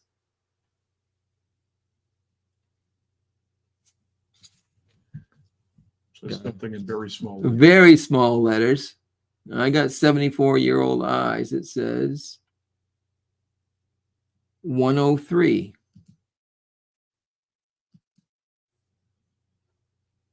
K. Okay. 103K. So the 103 is 0.01 microfarad. Okay. The K is part of the, it's, I don't know if it's the temperature range, the precision range, or this happens to be 100. This is a 100-volt capacitor. Yeah. K1R. So this is a 0.01 100-volt capacitor. And so that capacitor goes in the RF probe right there. Okay. You can see it. And apparently, You can't see through my head? Huh? You can't see through my head? I can't see through his head. He's blocking my monitor over there. Probably should have put it way off to one side, but then when I look at it, I'd be looking strange-eyed. Okay. So the idea about this probe is the fact that you got a capacitor, this 0.01. You got a small resistor, which is a 4.3 megohm, and you've got a Schottky diode. In this case, a 5711. And I'm gonna move all this stuff off screen for a minute. And the way an RF probe works is you have a probe, then you have a capacitor, 0.01, then you have a resistor, 4.3 megohm, and then you have a diode to ground, and then you have this ground with an alligator clip. So you probe, your clip goes to ground on your circuit, and then on the output of this, and this goes to your plus and your voltmeter, and this goes to the ground on your minus voltmeter. Okay, it's a real simple circuit, and the idea is again 0.01. What was the value of that when it comes to RF? It was roughly 2 ohms, 2.2 ohms, because a 0.1 was 0.22. This is not quite as good, so this is a 2.2. Okay, so your RF, that no DC comes into this capacitor. Okay, so no DC comes in. The RF piles up in here. This thing here keeps it from going down to ground, so it keeps it from shorting out. So it goes to the 4.3 and out to the voltmeter. And this voltmeter typically has a 10 mega ohm or a 11 mega ohm circuit, okay, impedance inside the voltmeter. So now you got a 4.3 and a 10 meg and a voltage divider. So you're getting, and the way that works is the fact that you're getting a 0.707. 10 over 14. 10 over 14 is 0.714. 0.714. Close enough. Okay. So yeah, so basically 0.707, that's basically the square root of 2. Right. And that sort of gives you, I think that's what RMS. Yeah, root mean. Yeah. Okay, root mean square. Yep. Okay, so that's RMS RF voltage. If you had a capacitor in there and let it build up, if you had another capacitor, then you could get actual peak to peak voltage. So can you put the RF probe on top of that drawing and show the components? Yeah. So here's the RF probe. Okay. So in the case of, let me get my Sharpie out. Let's see. Will this point very well? Yeah. Okay. So here's my. Big, but Huh? Go ahead. Go for it. No, it's not your fault. I can't zoom in with that camera. Okay. All right. So here's the probe coming in to the capacitor. Now what I did was I put the probe, I soldered it across two pads here, so it's shorting across 2 pads. And let me do that. That might be. Here's. Whoops! I don't know if it shows it I anymore. already made this thing. Why did I do that? I cut them all off already. Okay. So in this case, you notice that what you get in the kit was a rectangular board. Why does that look like it's ass backwards? It might be. It is ass backwards. Yeah, it might be. Okay. It's mirrored or something. So it's square. And what I did was I took my handy dandy little guillotine cutters, which I absolutely love. Okay. And what I did was I took it all the way down to the base and I cut one at 45-degree angle. Okay. And it won't cut all the way through because of that FR fiberglass. But what I did was I just like that. So now it's just a little pointy. It's a little bit better for getting in that 45-degree angle. See that? Okay, by cutting that little corner off. And yeah, see now with it flipped this way so that it looks right to you, all the numbers are backwards. right. Well, why did it get flipped? No, with it flipped, it's backwards. Well, no, it's because of the mirror image thing, but anyway. Okay. All right. Well, I want to go like Let me just that. switch it back the other way. It's going to look weird to you. Don't look at it. Okay, I'm not going to look at that. I'll look at what I'm doing, and that's it. I won't look at what you're doing. I'm looking at what I'm doing. So what I'm going to do is I'm going to take my solder. Oh, I thought we were just going to go through the one you already made. Nope. I'm going to take my solder. I'm going to show you how to make one. Okay, it's real simple. So I'm going to take these first two pads. I'm going to put a lump of solder on there like that. Okay, so then that got nice little domes on them. I'll take my little probe piece of bus wire, and I'm going to put it in my pliers that have a rubber band on the handle, so it acts like a little vise. Okay. I'll bring in my little tuna can, and I'll just lay them. Let's see, which way do I got to go? I got to go this way. There we go. Okay. So I got the wire held in my pliers with my rubber band, and I'm going to go up here. Yeah, and I'll just put a little bit of solder on this probe. Okay, so I'm basically tinning it. And then I'm going to move that up there. And then I'm going to move it all the way on the board. And I'm going to go and I'm going to plunk that down. So there it is. Okay, whoops. Oh, okay. Geez, you didn't keep me honest there. Yeah. I thought I was good. Okay. So there now, I'll go back down to the thing. Okay. So I'm back down on the board level now. So now I can take the capacitor and I'm going to pick I like to make sure that each part has its own pad. So I'm going to actually go 2 pads over. Okay. And whoops. Oh, shoot. Oh, yeah. I see. Rats. See, I used the cutoff, but this one now is cut off. But that's okay. I can still work with it. Sorry about that. I used up my spare piece. So I'll go this way. So I'm going to mash the leads down so it sits kind of on those pads, and I'm going to double up on that RF probe.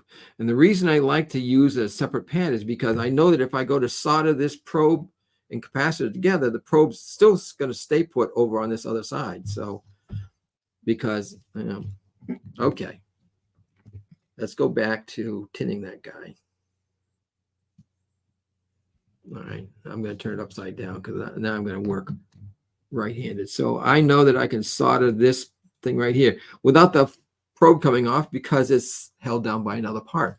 So now I can mush that down onto that pad. And I can do the same thing over here.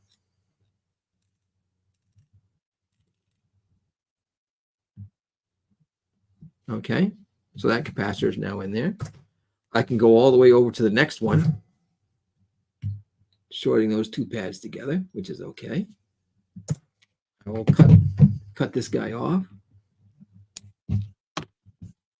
Okay.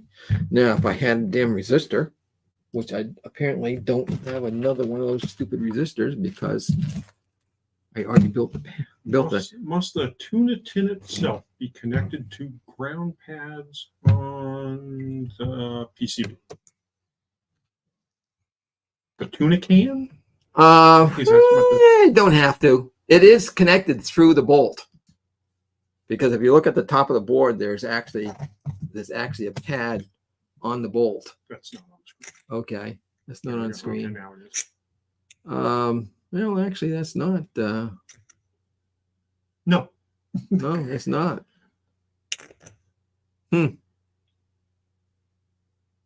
That doesn't need to be. Doesn't have to be. Yeah. I mean, listen, it's out in the open.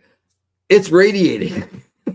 Shorting the can is only going to make it not radiate down below because there's a ground plane there, but it's radiating everywhere, which is sometimes kind of handy because when the minute you turn it on, you can hear it in the receiver next door. Yeah. Okay. So I'm going to pretend as though I've got another resistor, which I do not have. Unfortunately, I'm sorry. I used it up when I pre-built this one to take a picture and put it on the web. And I used, guess what? I'll unuse this resistor, which is pretty easy to do.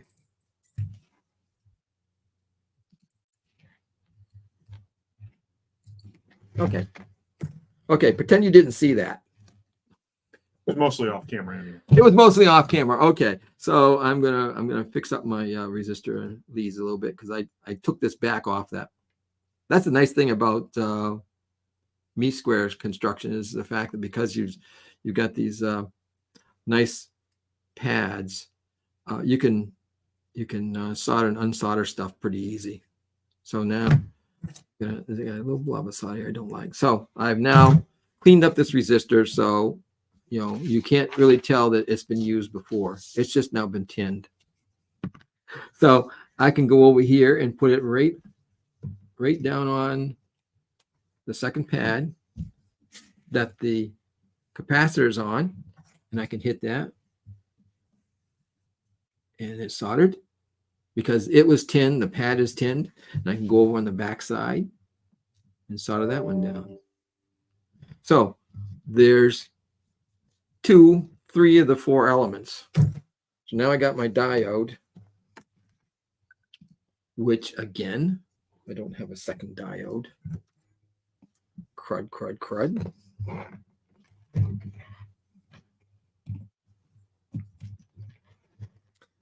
Crud, crud, crud, crud.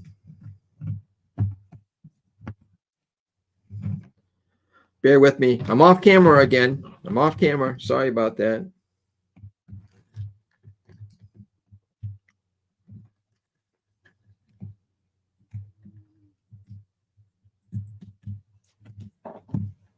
Try not to burn myself.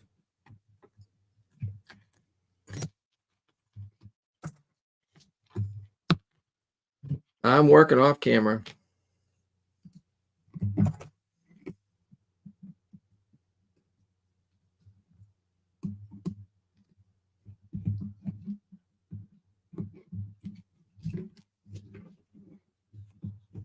Almost there. Okay, I got it. Okay, slightly bent up. Slightly bent up, but I'll fix that. So I guess this is homework, right? We need to do this before Wednesday. No, actually, we don't really need this until you've got a built kit that doesn't work, or you got a built kit you want to investigate. I see. Okay. This was the whole idea about this one, is the fact that it's something we could build if we had time to build something. If someone wanted to build along, we weren't going to be building a Tuna Tin. We're going to just build something simple. And this RF probe is no practice, but we don't have any real newbies here. So here I'm going to put this diode down. Oh, there were some newbies. 10 minutes. People are dropping like flies. Oh my God. Okay. We'll get this thing built. Okay. There's that. Okay. Well, we did say it was, we had a couple of hours. Where's my solder? Solder. Okay. We're getting there.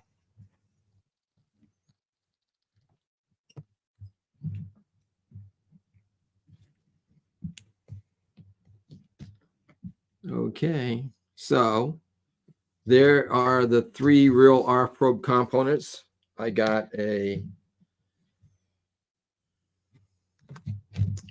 took a alligator clip, okay, soldered it to the coated wire, and I soldered that to the bottom of the diode.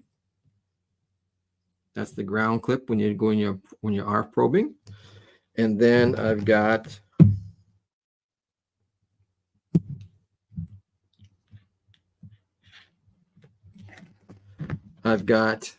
a piece of twisted wire, which is a pseudo coax kind of, okay, and I'll put that to the white to the resistor, the positive side, black to the ground.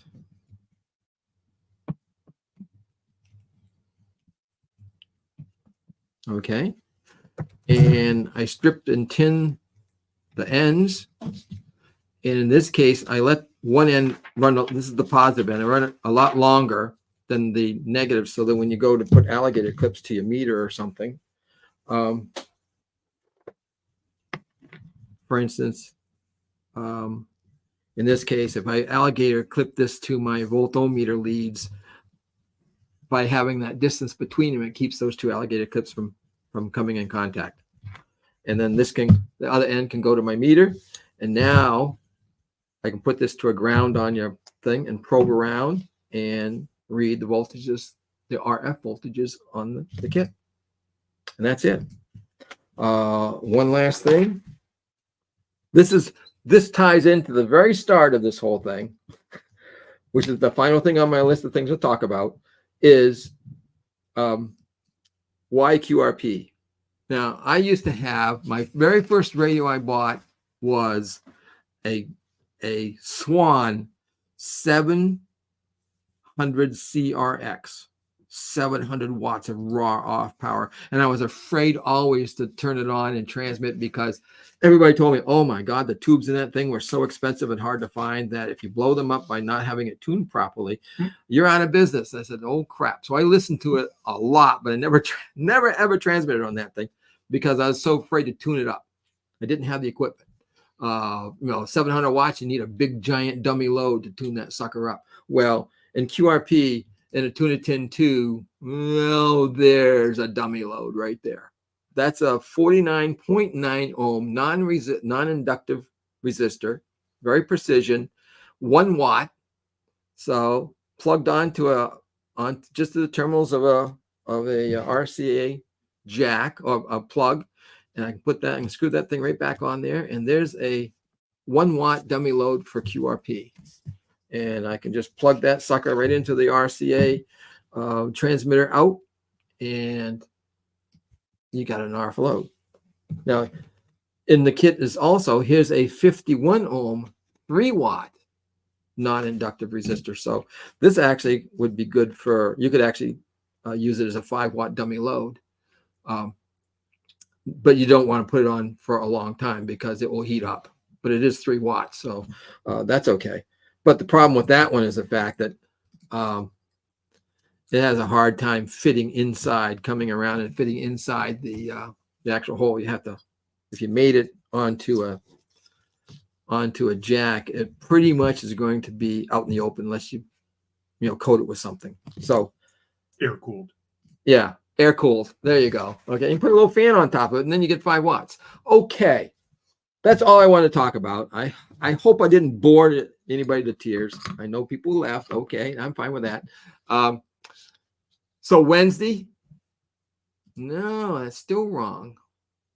8 p.m. 8 p.m. Oh, 8 p.m. Yes, we're going to start at 8 o'clock Eastern Standard Time. I got that means it's 6 o'clock Arizona time for you Arizonians, and 5 o'clock for California. So they can actually get out of work maybe a couple minutes early and still be here. Okay, doesn't have to be.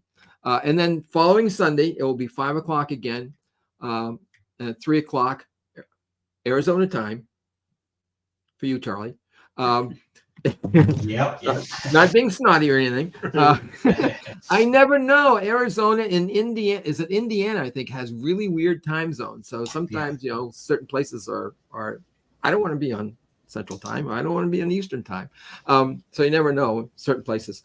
But Wednesday we're going to build a kit, and from start to finish, we'll sort the parts again and build it, and soldering technique, tips, that kind of thing. It won't take that long, a couple hours maybe, tops. Okay. We don't have any real newbies. Oh, sorry. I'm talking to my computer. Sorry about that. So, we'll take as long as it takes, but I don't think it's going to take that long. And you should come with your parts sorted. Now that you see how to do it, you should have your parts sorted on a sheet so you can commence to build without having to do any futzing around. Futzing takes time. Okay. And then on Sunday, we'll probably, if anybody's got a problem with their kit, we'll learn how to use the tools. We'll do some RF probing. We'll get an oscilloscope out and show the RF signals and how they move around the circuit. And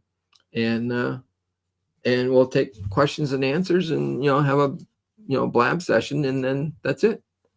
I hope it's worth it. The price of admission was pretty low. We got some neat stuff, and you have some real. The RF probe is the #1 tool that anybody who builds a QRP kit needs is an RF probe. So you can find all kinds of problems with your kit, and I might even show. I might even have a kit with a problem that we can demonstrate how we can see what's wrong, and find it real fast with an RF probe. So that's about it for tonight, I guess. Anybody got any closing remarks that they want to make with us? Yeah, I have one thing I wanted to address, but go ahead, Steven. Sounds like you do too. Nope, I got nothing. He's got nothing. Okay. All right. I just put this up here then. So there was a question. I don't think it'll be a problem now, but there was some people who mentioned that they had a hard time finding the video or the link to the video to the live stream. And so what we'll be trying to do, so just for those of you who had a hard time last time, or maybe are watching this for the first time and need to figure out where the links are, at the top of Rex's page here, you can just see it's listed. It's right there. It's live right now. The same for my YouTube channel. Same thing. Right at the top, you'll see the link. So this is the one. This has a big 1 right here. This is the first episode. After we're done today, then there'll be a 2 there, and that will be where you just look at the same thing here, and you'll be able to see. So it won't be a problem. Well, I'll make sure that. I mean, I thought I was pretty clear about. You go to my Rex Harper YouTube page, and you can go to the live streams, and it will be there. When it goes live. Yep. I'll make sure I'll notify everybody again where the links are, and hopefully we can have a link up before it gets really curtain time. Okay. Any other comments? Anybody that we still have remaining? How many people we got remaining? There's about 30 right now. I just want to thank everybody for joining, and it was an enjoyable talk there, Rex. I really learned some good stuff, and looking forward to Wednesday. Okay, well, we're gonna build, and hopefully, it should go fairly quickly. So we won't have to go in late into the night or anything like that. Once you see that sorting your parts and maybe pre-bending them, that kind of thing, that takes really a lot of time out of building a kit. You'll be much more satisfied when you build a kit after you've done your homework. I put an extra picture of you in the background. An extra picture. Oh, look at that guy back there. Infinite Rex. So anyway, I appreciate everybody.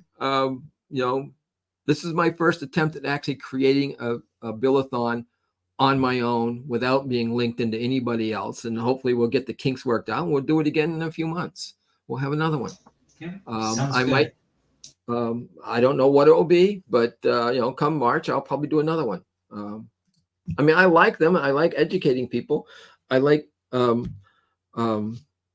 like getting feedback.